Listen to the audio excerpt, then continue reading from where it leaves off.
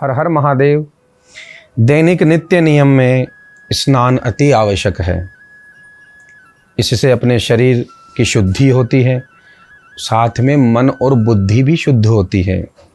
किस प्रकार से होती है?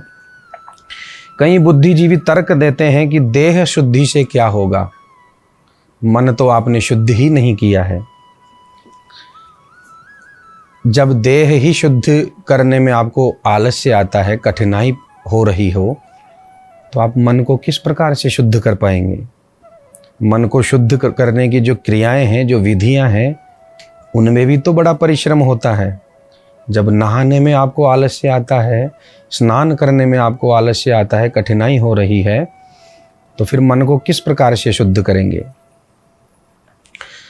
मन की शुद्धि की जो विधियां होती है, उसमें भी सर्वप्रथम आप देह को ही शुद्ध करेंगे। शरीर में रोम छिद्र होते हैं। शरीर का जो मल होता है, उसके निकास के लिए 10 द्वार हैं शरीर के। एक द्वार शरीर में बने हुए रोम छिद्र भी हैं। मैं उन तार्किकों को, तर्कशास्त्रियों को ये उत्तर देना चाहता हूँ, क्योंकि मैंने एक वीडियो देखा है यूट्यूब पर, किसी महाशय ने बनाया था कि नहाने से कुछ नहीं होता है, स्नान करने से कुछ नहीं होता है, मन शुद्ध है तो सब कुछ शुद्ध है। बात ठीक है, किंतु मन को शुद्ध करने के लिए बुद्धि, शरीर, मन की एकाग्रता अति आवश्यक होती है। रोम छिद्र हैं, रात्रि के समय में शयन करते हैं, मल का निकास होता है पसीने के द्वारा। उस मल को शरीर से हटाने के लिए हम स्नान करते हैं, अति आवश्यक हो जाता है। अन्यथा उस मल निकास की जो क्रिया है, उससे जीवाणु, विषाणु, कीटाणुओं के माध्यम से वो मल, वो गंदगी हमारे शरीर में पुनः चली जाती है, जब तक हम स्नान नहीं करते हैं। कारणवश फलस्वरूप उससे क्या होता है, वो जीवाणु, विषाणु शरीर के अंदर जाकर अनेक बीमारियां पुनः उत्पन्न करते हैं, क्योंकि उन कीटाणु, विषाणुओं को शरीर के माध्यम से, रोम छिद्रों के माध्यम से शरीर के बाहर निकालना पड़ता है। शरीर में 10 मल द्वार होते हैं, जिनमें से रोम छिद्र एक द्वार है। पसीने के माध्यम से जब वो निकलते हैं और किसी खाद्य वस्तु के माध्यम से जब वो शरीर में जाते हैं, तो अनेक रोग उत्पन्न करते हैं। होता क्या है? मन अशांत कैसे होगा इससे? मन अशांत इसलिए होगा, रोग उत्पन्न होंगे शरीर में, आलस्य उत्पन्न होगा। उसके साथ साथ ही क्या होता है?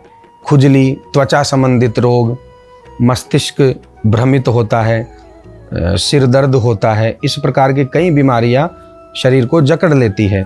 जब शरीर ही बीमारियों से ग्रस्त है, तो आप मन को एकाग्र कैसे कर पाओगे?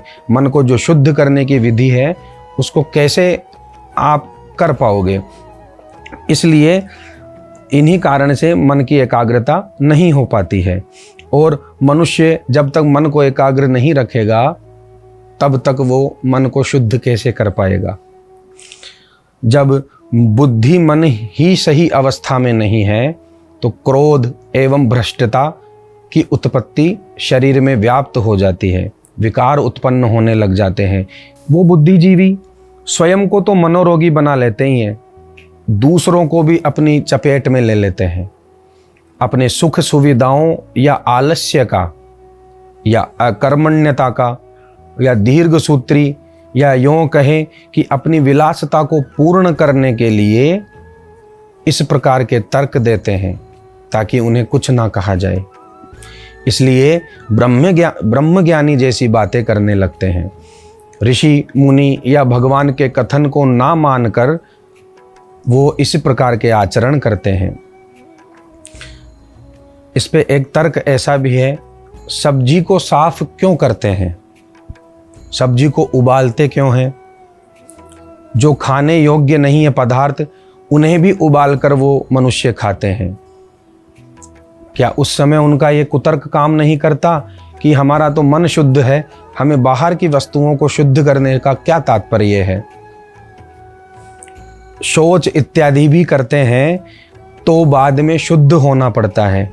यदि मन शुद्ध है तो शौच इत्यादि के बाद में हस्त प्रक्षालन क्यों करते हैं, हाथ क्यों धोते हैं, बाहर से लाई हुई वस्तुओं को धोकर ही क्यों हम खाने के योग्य करते हैं।